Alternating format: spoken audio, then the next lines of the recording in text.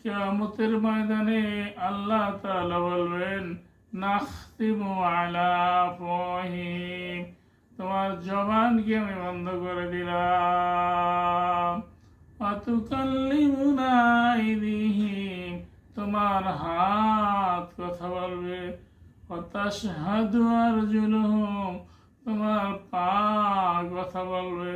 বিমা কানু ইয়াকসিবুন, যে সমস্ত কাজ কর্ম দুনিয়া অবশ্যই করেছো।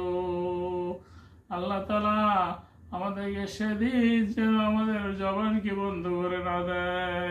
আমরা যেন নামাজের মাধ্যমে প্রথম হিসাব হবে নামাজের। أول ما يحاسب بالعبد يوم القيامة السنة فإن سألوا سائلوا وإن فسد سائلوا عمله, সর্বপ্রথম কিয়ামতের দিন নামাজের হিসাব নেওয়া হবে। মানুষ যদি নামাজের পরিপূর্ণতা এসে যায়, অন্য হিসাব সহজ করে দেবেন আল্লাহ। আল্লাহুম্মা হাসিবনি